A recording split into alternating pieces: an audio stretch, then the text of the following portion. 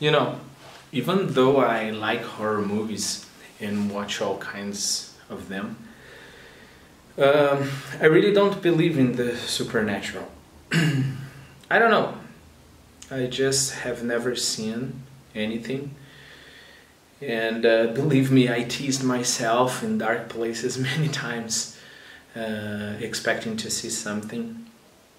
But you know, some things I hear from people that believe, and I don't know if it has something to do with believing. You know, when you believe, you see stuff. You know, maybe psychology has something to explain. But you know, some stories, some things I hear from people who believe, they get me thinking. You know, and it's very hard for me to explain to myself what is it. Jessica's story is something that, you know, even though I try to explain to myself, I don't know, we've all seen the way she was for some weeks. I think it was more than a month. And you know, Jessica is not one of those people who just make up stories just for fun, like I do, you know. No, actually she doesn't like to talk about supernatural, of course not now, much less than any time in her life. Last year, in the middle of last year, Jessica was going through a very difficult period in her life, very difficult period in her life. We tried to help her, but there were things we just couldn't, you know. Of course I'm not going to say what were her problems because it's personal, right? But let's just say it was bad, and she was so desperate that, you know, she looked for help everywhere, and she ended up going to a place where they had some strange rituals. Apparently this place had what they call a kid spirit, you know. And she went there, she paid some money, they made some rituals. She got so impressed with the ritual. She told me that right after she left the place, she promised herself she would never go back, you know. But you know, something curious happened, you know. Right after she left the place, her life started improving, you know.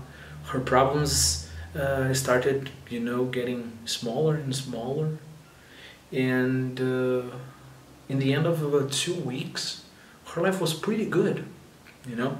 But it was back then that she started feeling, you know, some very strong backache, and she felt like a lot of, you know, as if kind of pressure on her neck, and she started slouching, you know. She started walking like this, like bending forward, and her situation started getting worse and worse, and it was such a pity to see her, you know. She's a beautiful young woman, and it got to the point where she wouldn't even be able to look up, you know. She would be all the time, you know, just slouching, you know. She went to all kinds of doctors. Nobody could realize what was going on with her. Life went on like that until one day she went to a party. There was this guy who had, you know, those Polaroid cameras that give the instant photo. You know, you have, you take, I think you've seen movies, you know, you take the photo and then you just wave the photo a little bit and the photo is right there ready, you know. So this guy likes old stuff and he wanted to take a picture of everybody. So he started taking pictures, fooling around, and then he decided to take a picture of Jessica. He took it, gave it to Jessica. Jessica got the picture, and I've talked to some of the people who were at the party, and then they said that that was her exact reaction, right? She took the picture, she looked at it, you know, she started waving it, and then she looked at it again, and then tears came to her eyes, you know. There was like, her eyes just widened, and then she started crying, she started tearing the picture, you know, and, you know, and Actually, she put it in her mouth, start chewing it, and then she couldn't stop crying. She couldn't, and nobody could get her to talk. Of course, nobody could see the picture anymore because of that.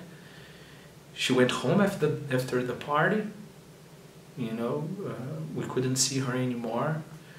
It was just like 2 weeks ago I could talk to her, and she told me that when she saw the picture, she swears it wasn't an impression or, you know, her mind playing tricks on her. She saw a little girl, you know, on her back holding her by the neck.